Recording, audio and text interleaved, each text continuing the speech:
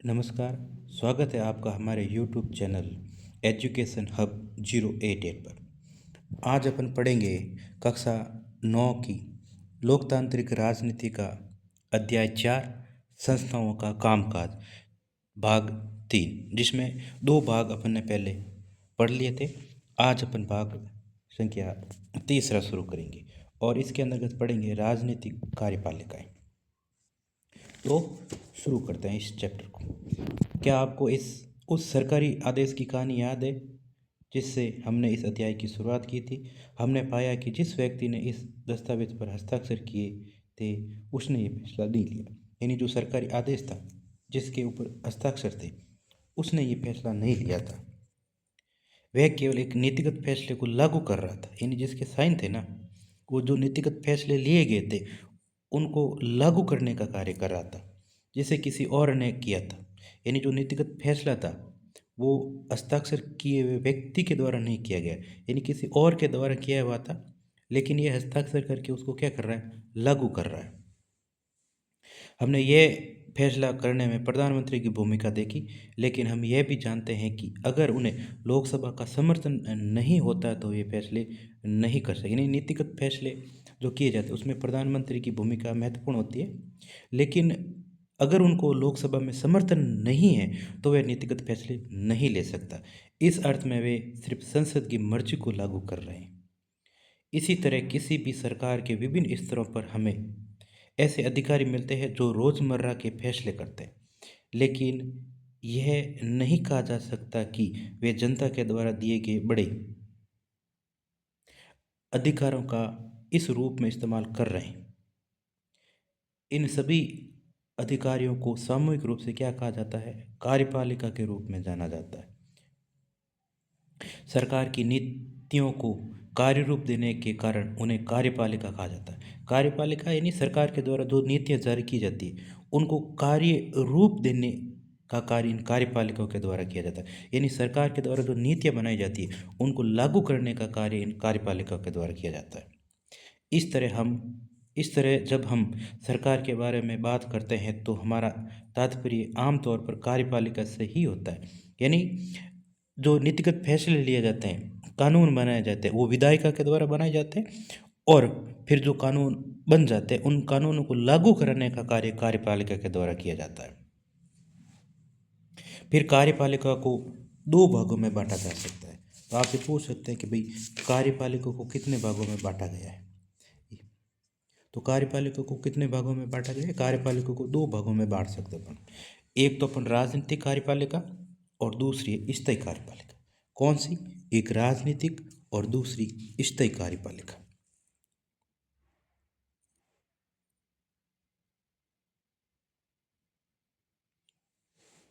किसी लोकतांत्रिक देश में कार्यपालिका के 2 हिस्से होते हैं। यानी कोई भी लोकतांत्रिक देश है उसके अंतर्गत कार्यपालिका के 2 हिस्से होते हैं। कौन कौन से हिस्से होते हैं? एक राजनीतिक कार्यपालिका और दूसरी होती है स्थायी कार्यपालिका। जनता द्वारा खास अवधि तक के लिए निर्वाचित लोगों को राजनीतिक कार्यपालिका कहते हैं। यानी राजनीतिक कार्यपालिका के अंतर्गत कौन आते हैं? जो जनता के द्वारा एक विशेष अवधि के लिए निर्वाचित जो लोग होते हैं वो राजनीतिक कार्यपालिका के अंतर्गत आते हैं। वे राजनीतिक व्यक्ति होते हैं जो बड़े फैसले करते हैं। दूसरी ओर उन्हें लंबे समय के लिए नियुक्त किया जाता है, उन्हें स्थायी कार्यपालिका या प्रशासनिक सेवक कहते हैं। यानी जो दूसरा भाग है, यानी दूसरी ओर है जो लंबे समय के लिए नियुक्त किया जाता है, उन्हें अपन क्या कहते हैं? स्थायी कार्यपालिका या प्रशासनिक सेवक भी कहते हैं। यानी राजनीतिक कार्यपालिका के अंतर्गत जो प्रतिनिधि चुनकर भेजते हैं वो, और उनका कार्यकाल लगभग 5 वर्ष का होता है। और दूसरी तरफ जो स्थायी कार्यपालिका के अंतर्गत होता है वो प्रशासनिक सेवक आते हैं। यानी इनके अंतर्गत जो व्यक्ति जाते हैं वो सरकारी नौकरी के अंतर्गत जैसे एग्ज़ाम देकर जो जाते हैं, एग्ज़ाम में क्वालिफाई होते हैं, वो फिर इनके अंतर्गत आते हैं। लोक सेवकों में काम करने वाले लोगों को सिविल सर्वेंट या नौकरशाह कहा जा सकता है। वे सत्ताधारी पार्टी के बदलने के बावजूद अपने पद पर रहते हैं। यानी पार्टी कोई भी हो, बदलती रहे, लेकिन वे अपने पद पर बने रहते हैं। ये अधिकारी राजनीतिक कार्यपालिका की तरह कार्य करते हैं और रोज़मर्रा के प्रशासन में उनकी क्या करते हैं, सहायता करते हैं। यानी स्थायी कार्यपालिका है वो राजनीतिक कार्यपालिका को सहायता करने के लिए कार्य कर रही है। क्या आप कार्यालय ज्ञापन के माध्यम से राजनीतिक और गैर राजनीतिक कार्यपालिका की भूमिका को बता सकते हैं? राजनीतिक कार्यपालिका या कार्यपालक को गैर राजनीतिक कार्यपालक से ज़्यादा अधिकार होते हैं। तो दोनों में से ज़्यादा अधिकार किसको प्राप्त है? राजनीतिक कार्यपालक को। मंत्री किसी नौकरशाह से ज़्यादा प्रभावशाली क्यों होता है? आपसे पूछ सकते हैं भाई, मंत्री होता है वो नौकरशाह से ज़्यादा प्रभावशाली क्यों होता है? नौकरशाह अमूमन अधिक शिक्षित होता है और उसे विषय की अधिक महारत और जानकारी होती है। भाई नौकरशाही जिसने एग्ज़ाम फाइट करके फिर आया है तो वो शिक्षित है, उनको विषय के अंतर्गत महारत प्राप्त है। उन राजनीतिक कार्यपालिका जो मंत्री है उनसे भी अधिक जानकारी है। वित्त मंत्रालय में काम करने वाले सलाहकारों को अर्थशास्त्र की जानकारी वित्त मंत्री से ज़्यादा होती है। बिल्कुल, ये तो यही है, तो सलाहकार होते हैं, सलाह देने का कार्य कर रहा है, उनको तो जानकारी ज़्यादा होगी वित्त से संबंधित, अर्थशास्त्र से संबंधित। कभी कभी मंत्रियों को अपने मंत्रालय के अधीनस्थ मामलों की तकनीकी जानकारी बहुत कम होती है। यानी जो मंत्री होते हैं उन मंत्रियों को अपने मंत्रालय से संबंधित जो अधीनस्थ मामले होते हैं उनसे संबंधित जो तकनीकी जानकारी है वो बिल्कुल कम होती है। रक्षा आयोग, स्वास्थ्य, विज्ञान और प्रौद्योगिकी, खान मंत्रालयों में ऐसा होना आम बात है। फिर इन मामलों में अंतिम निर्णय करने का अधिकार मंत्री को ही क्यों है? यानी ज्ञान ज़्यादा किनके पास में है? स्थायी कार्यपालिका को। लेकिन जो फैसले लिए जाते हैं वो अंतिम फैसले होते हैं वो राजनीतिक कार्यपालिका के द्वारा लिए जाते हैं। ऐसा क्यों? इसकी वजह बहुत सीधी है। किसी भी लोकतंत्र में लोगों की इच्छा सर्वोपरि होती है। यानी ये क्वेश्चन कर रहा है कि जो अंतिम फैसले लिए जा रहे हैं वो अधिकतर मंत्रियों के द्वारा लिए जा रहे हैं, लेकिन मंत्री जो प्रशासनिक सेवक है उनसे कम पढ़े लिखे हैं, उनको ज्ञान कम है, फिर भी उनके द्वारा जो निर्णय लिए जाते हैं वो महत्वपूर्ण क्यों है? इसकी सीधी बात यह है, इसकी वजह यह है कि किसी भी लोकतंत्र में लोगों की इच्छा क्या होती है? सर्वोपरि। यानी लोगों की इच्छा क्या है? सर्वोपरि। मंत्री लोगों के द्वारा चुना गया होता है। यानी मंत्रियों को चुनकर कौन भेजता है? मंत्रियों को चुनकर भेजती है जनता।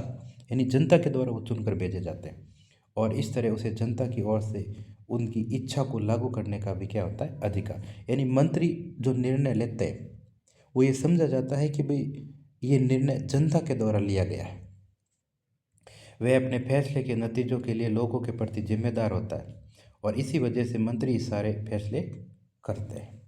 मंत्री ही इस ढांचे और उद्देश्य को तय करता है जिसमें नीतिगत फैसले किए जाते हैं और किसी मंत्री से अपने मंत्रालय के मामले में विशेषज्ञ होने की कतई उम्मीद नहीं की जा सकती। यानी कोई भी जो मंत्री है वो किसी भी मंत्रालय का जब मंत्री है उसे ये उम्मीद नहीं की जाती है कि वो उस मंत्रालय से संबंधित मामले हो तो उसके अंतर्गत वो विशेषज्ञ प्राप्त है, ऐसा नहीं हो सकता। सभी तकनीकियों मामलों पर मंत्री विशेषज्ञों की सलाह लेते हैं, लेकिन विशेषज्ञ अक्सर अलग राय रखते हैं या फिर वे एक से अधिक विकल्प मंत्रियों के सामने पेश करते हैं। मंत्री अपने उद्देश्य के मुताबिक ही निर्णय लेता है। यानी जो विशेषज्ञ है उनके द्वारा एक से अधिक विकल्प मंत्रियों के सामने रखे जाते हैं और फिर मंत्री अपने उद्देश्यों की पूर्ति के लिए उन विकल्पों से जो महत्वपूर्ण निर्णय होते हैं वो उन निर्णय को ही लागू करता है। यानी बहुत सारे विकल्प उनके सामने प्रस्तुत किए जाते हैं, उनमें से अब मंत्रियों को तय करना है कि किन विकल्प को वो माने। दरअसल ऐसा एक हर बड़े संगठन में होता है जो पूरे मामले को भली भांति समझते हैं, वे ही सबसे महत्वपूर्ण फैसले करते हैं, विशेषज्ञ नहीं। विशेषज्ञ रास्ता बता सकते हैं। तो आपसे पूछे कि भाई विशेषज्ञ क्या करते हैं, विशेषज्ञ का क्या कार्य है? तो विशेषज्ञ रास्ता बता सकते हैं, लेकिन व्यापक नजरिए रखने वाला व्यक्ति ही मंजिल के बारे में फैसला करता है। अब विशेषज्ञ रास्ता बताता है कि भाई आपको ये चीज़ें करनी है, इस प्रकार से करनी है।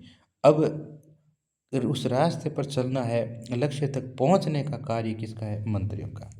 लेकिन व्यापक नजरिए रखने वाला व्यक्ति ही मंजिल के बारे में फैसला करता है। लोकतंत्र में निर्वाचित मंत्री किसी व्यापक नजरिए वाले व्यक्तियों की भूमिका निभाते हैं, यानी विशेषज्ञों के द्वारा विकल्प प्रस्तुत किए जाते हैं कि इसके बारे में ये चीज बातें हैं। अब फैसला कौन करता है? मंत्री करता है। अब आगे पढ़ेंगे प्रधानमंत्री और मंत्रिपरिषद।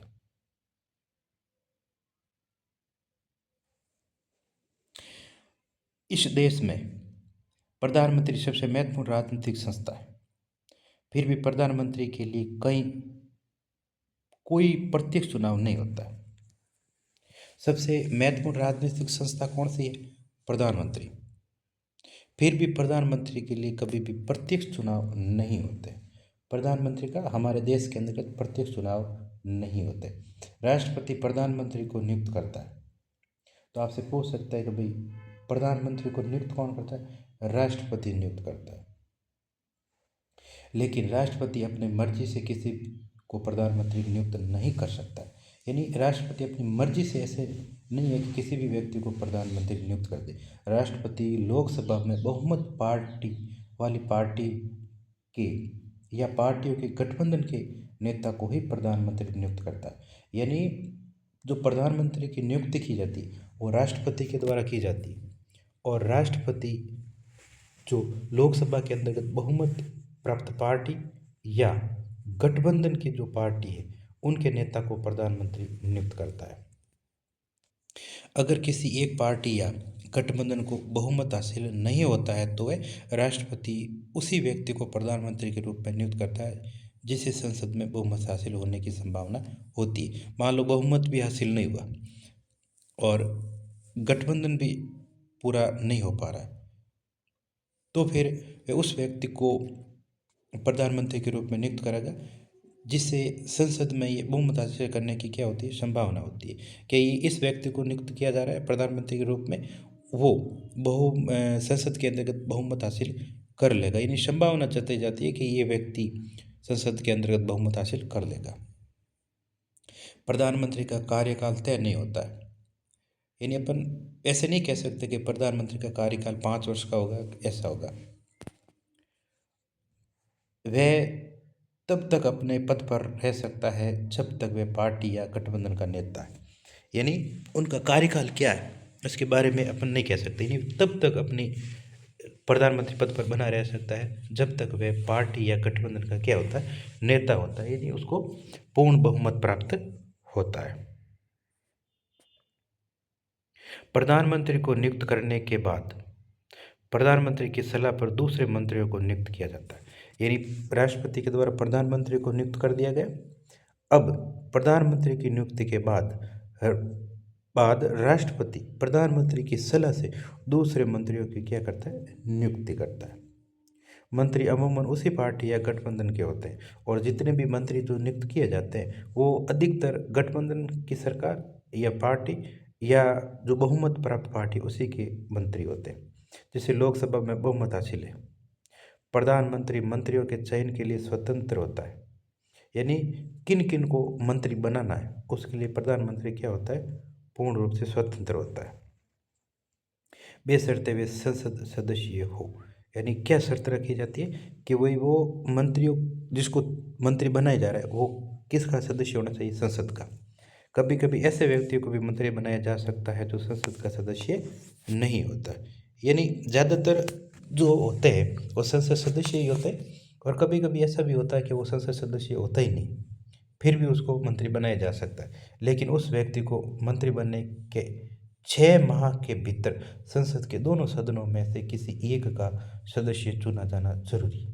तो आपसे पूछ सकते हैं कि भाई कोई व्यक्ति संसद का सदस्य नहीं है फिर भी उसको मंत्री बनाया जा सकता है, तो अपन कह सकते हैं कि भाई बनाया जा सकता है। अब बनने के बाद में उसको 6 माह के भीतर संसद के दोनों सदनों में से किसी भी सदन की सदस्यता हासिल करनी होती है। मंत्रिपरिषद उस निकाय का सरकारी नाम है जिसमें सारे मंत्री होते हैं। इसमें अमूमन विभिन्न स्तरों के लगभग 60 से 80 मंत्री होते हैं। फिर मंत्रिपरिषद को बांटा जाता है। इसके अंदर का सबसे महत्वपूर्ण है कैबिनेट मंत्री। अमूमन सत्ताधारी पार्टी या गठबंधन की पार्टियों के वरिष्ठ नेता होते हैं। यानी कैबिनेट मंत्री कौन होते हैं? सत्ताधारी या गठबंधन की जो पार्टियां हैं उनके वरिष्ठ नेता होते हैं। वे प्रमुख मंत्रालयों के प्रभारी होते हैं। यानी उनके पास में जो प्रमुख मंत्रालय है वो इन कैबिनेट मंत्रियों के पास में होते हैं। कैबिनेट मंत्री मंत्रिपरिषद के नाम पर फैसले करने के लिए बैठकें करता है। इस तरह कैबिनेट मंत्रिपरिषद का शीर्ष समय होता है, इसमें करीबन 25 मंत्री होते हैं। तो आपसे पूछ सकते हैं कि कैबिनेट मंत्रिपरिषद का शीर्ष समय कौन सा होता है? तो कैबिनेट मंत्री। दूसरे हैं स्वतंत्र प्रभार वाले मंत्री। अमूमन छोटे मंत्रालयों के प्रभारी होते हैं।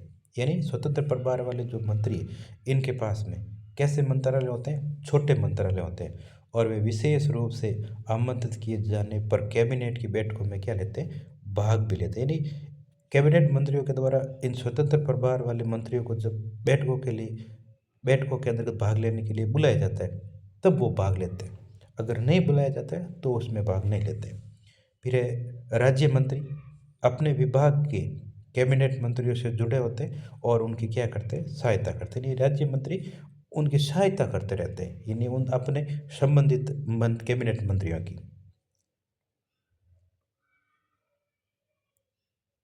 जो कि सारे मंत्रियों के लिए नियमित रूप से मिलकर हर बात पर चर्चा करना व्यवहारिक नहीं होता, लिया जाए फैसले कैबिनेट बैठकों में ही किए जाते हैं। यानी जो बड़े फैसले होते हैं वो कैबिनेट बैठकों के अंतर्गत ही किए जाते हैं। इसी वजह से अधिकांश देशों में संसदीय लोकतंत्र को सरकार का कैबिनेट रूप कहा जा सकता है। कैबिनेट टीम के रूप में काम करता है। मंत्रियों की राय और विचार अलग अलग हो सकते हैं। यानी बहुत सारे मंत्री होते हैं, उनकी राय उनके विचार अलग अलग हो सकते हैं, लेकिन सबको कैबिनेट के फैसले की जिम्मेदारी लेनी होती है। लेकिन जो कैबिनेट के द्वारा जो फैसला दिया जाता है उनको मानना ही पड़ता है। भले ही कोई फैसले किसी दूसरे मंत्रालय विभाग का हो, लेकिन कोई भी मंत्री सरकार के खिलाफ फैसले की खुलेआम आलोचना नहीं कर सकता। यानी फैसले के खिलाफ खुलेआम आलोचना नहीं कर सकते। हर मंत्रालय में सचिव होते हैं। जितने भी मंत्रालय है उसमें एक सचिव होता है जो क्या होता है? नौकरशाही होता है। मुख्य सचिव होता है। सभी मंत्रालयों के अंतर्गत एक मुख्य सचिव होता है।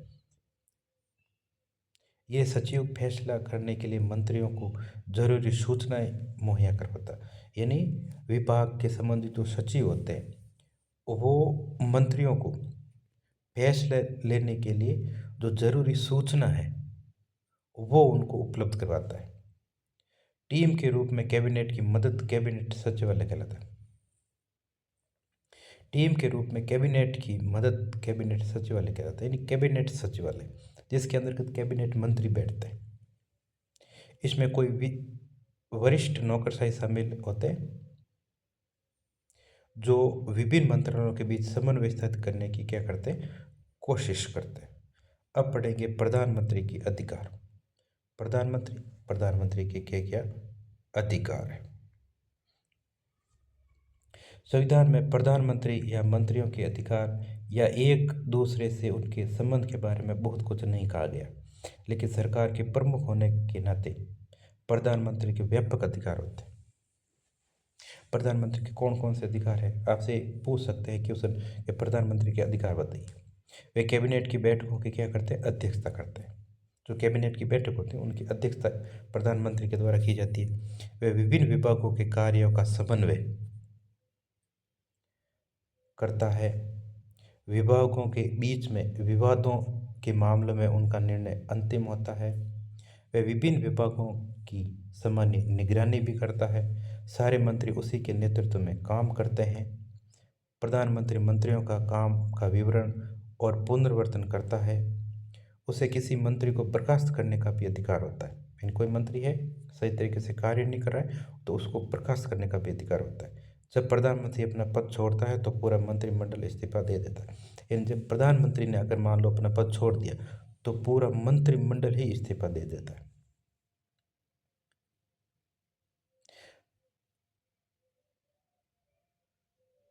इस तरह अगर भारत की कैबिनेट सबसे अधिक प्रभावशाली संस्था है तो कैबिनेट के भीतर सबसे प्रभावशाली व्यक्ति कौन होता है? प्रधानमंत्री। तो सबसे महत्वपूर्ण प्रभावशाली संस्था कौन सी है? कैबिनेट। जो फैसले लेती है महत्वपूर्ण। अब उन संस्था के अंतर्गत एक महत्वपूर्ण व्यक्ति होता है, वो कौन होता है? वो होता है प्रधानमंत्री। दुनिया के संसदीय लोकतंत्र में प्रधानमंत्री के अधिकार हाल ही के दशकों में इतने बढ़ गए हैं कि संसदीय लोकतंत्र को कभी कभी सरकार का प्रधानमंत्री रूप भी कहा जाने लगा। यानी अब संसदीय लोकतंत्र के अंतर्गत दूसरे देशों में, भारत में भी प्रधानमंत्री के अधिकार अधिक होते जा रहे हैं। राजनीति में राजनीतिक दल पार्टियों की भूमिका बढ़ने के साथ ही प्रधानमंत्री पार्टियों के जरिए कैबिनेट और संसद को भी क्या कर रहा है? नियंत्रित करने लगा। यानी धीरे धीरे इनके अधिकार बढ़ते जा रहे।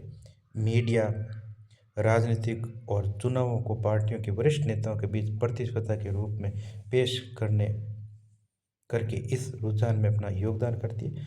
भारत में भी हमने प्रधानमंत्री के पास ही सारे अधिकार सीमित करने की प्रवृत्ति देखी। यानी भारत में भी देखें तो अधिकतर अधिकारों का उपयोग कौन कर रहा है? प्रधानमंत्री। भारत के पहले प्रधानमंत्री पंडित जवाहरलाल नेहरू ने ढेर सारे अधिकारों का इस्तेमाल किया क्योंकि उसका जनता पर बहुत अधिक प्रभाव था। इंदिरा गांधी भी कैबिनेट के अपने सहयोगियों की तुलना में बहुत ज़्यादा प्रभावशाली थी।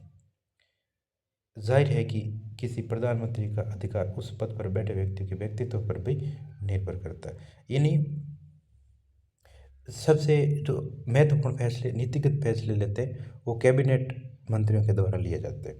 अब उन कैबिनेट के अंदर सबसे प्रभावशाली जो व्यक्ति है, महत्वपूर्ण व्यक्ति, वो है प्रधानमंत्री। तो धीरे धीरे अब देखें तो प्रधानमंत्री के अधिकारों में क्या हुई? विशेष रूप से वृद्धि भी हुई है। और प्रधानमंत्री अपने पद पर बैठे हुए विशेष प्रकार के अधिकारों, यानी अधिक मात्रा में अधिकारों का क्या कर रहा है? उपयोग भी कर रहा है। लेकिन हाल ही के वर्षों में भारत में गठबंधन की राजनीति के उपाय से प्रधानमंत्री के अधिकार कुछ हद तक सीमित हुए। अगर बहुमत प्राप्त दल है तो उसमें प्रधानमंत्री के अधिकार बहुत हद तक अधिक है। लेकिन जब गठबंधन की सरकार हो जाती है तो उसमें प्रधानमंत्री के अधिकार है वो कुछ मात्रा में क्या हो जाते हैं? सीमित हो जाते हैं। गठबंधन सरकार का प्रधानमंत्री अपनी मर्जी से फैसले नहीं कर सकता। यानी गठबंधन की अगर सरकार बन गई तो उसके अंतर्गत प्रधानमंत्री अपने मर्जी से फैसले नहीं कर सकता। उसे अपनी पार्टी के भीतर विभिन्न समूह और गुटों के साथ गठबंधन के साझेदारों की राय भी माननी पड़ती है। उसके अलावा उसे गठबंधन के साझेदारों और दूसरी पार्टियों के विचारों और स्थितियों को भी देखना होता है। आखिर उन्हीं के समर्थन के आधार पर सरकार टिकी है। यानी अगर बहुमत प्राप्त है किसी भी प्रधानमंत्री को तो वह अपने अधिकारों का अधिक से अधिक उपयोग करेगा। लेकिन बहुमत प्राप्त न होने के बाद जब गठबंधन की सरकार बनती है तो प्रधानमंत्री के अधिकार सीमित हो जाते हैं। अब उनको सभी पार्टियों को साथ में लेकर फैसले करने पड़ते हैं। ये था भाग 3। अब कल अपन पढ़ेंगे राष्ट्रपति के बारे में।